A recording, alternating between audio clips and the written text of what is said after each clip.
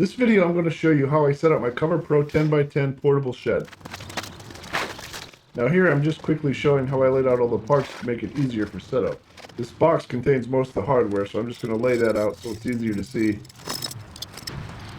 My shed came with a couple packages of bolts and another package of nuts, washers, and clamps. The instructions are pretty detailed, so I won't go over which parts go where, but I did do things a little different because it seemed easier, so I'll show you every step I took. Here I'm just laying all the parts out how they're shown in the diagram to make sure I have everything before I start putting it all together. Now the first hardware I'll need is the longer bolts along with the same number of nuts. So I'm just going to grab 2 of each so I can put the first set of pipes together. Now I insert the first pipe and then put the bolt in, and then the second pipe along with another bolt. Then I put the nuts on and tighten them both up.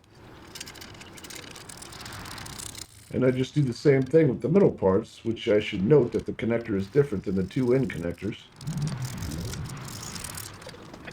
Here is a closer look at the bolting process. The only thing that I want to point out here is that on the ends, you want to make sure that you put the bolts through from the outside in.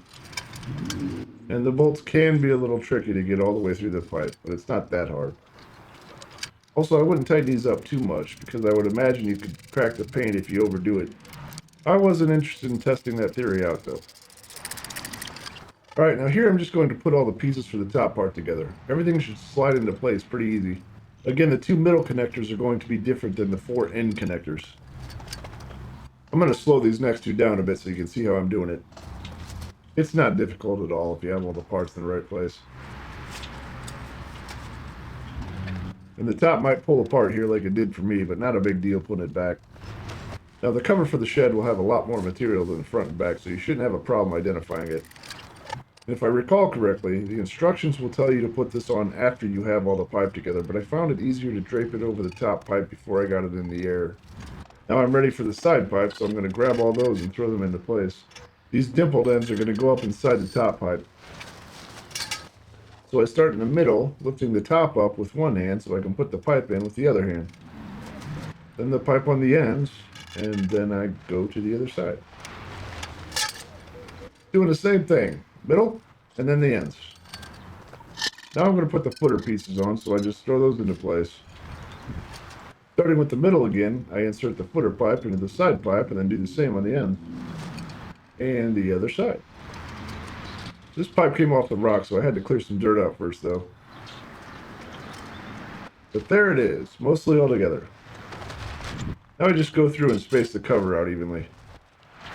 This next pipe will help do that, though. So I'll just slide these through the sleeves, which will make it easier to line everything up. And I do the other side. Now I'll tighten everything down, so starting in the middle, I'll need the hardware with only 4 pieces. Also need the bolts, washers, and nuts as well.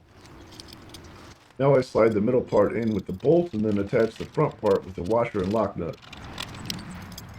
Now I'm not going to tighten this up all the way since I still have to space it out evenly with the other side. I measure from the bottom of the side poles down to the top of this hardware, and for my sheds that came to around 6 3/4 inches. Once I have that on both sides, I can tighten them up. Here I'm just pulling the cover over until the middle of it lines up with the top poles, and then I can tighten up the other middle brackets. And then install the remaining 4 outside brackets. I'm going to do the same thing here, but each of these only needs 1 bolt, washer, and nut.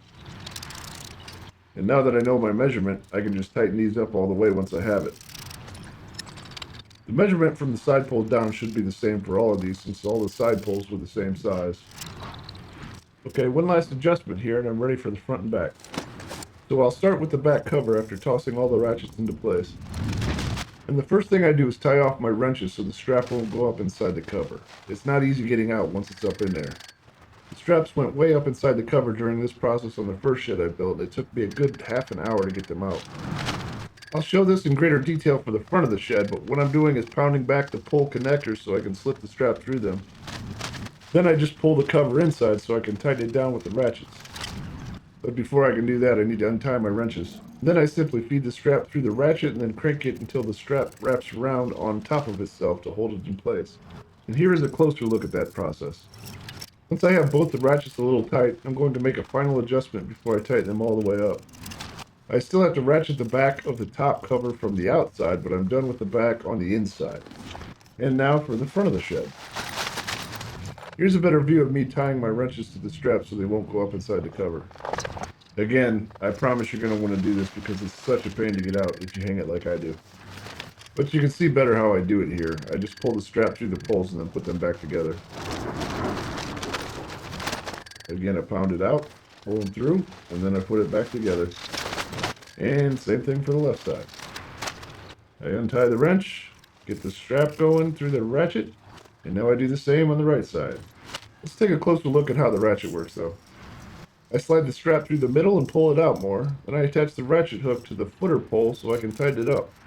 It's a little tricky holding the strap tight and the ratchet with one hand so I can tighten with my other hand, but I eventually figure it out. And here I just pull the front cover through the top and the side so I can tighten it all the way. And that should do it for the inside of the shed. So the outside is essentially the same way the inside is, except the only thing I did different is I put the ratchet hook through the top hole on the footer pole as opposed to the side hole.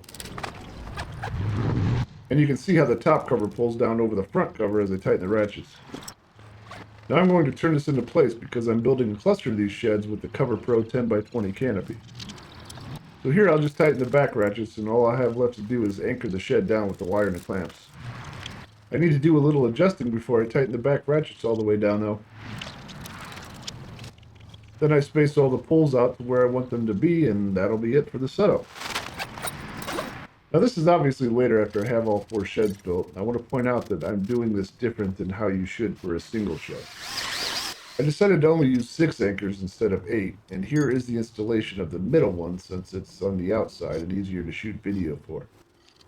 Now these anchors are the hardest part of the whole shed installation, but there may be an easier way to do it if you can figure out how to attach them to a drill.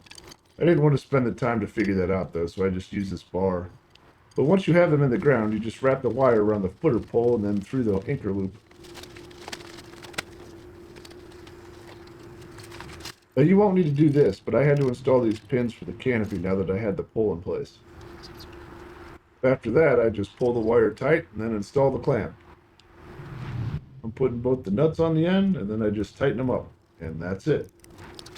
I clip the wires and then I'm done. Hopefully this video has helped and feel free to ask any questions that you still may have in the comments. Thank you for watching and please like and subscribe for more quick and on-point videos.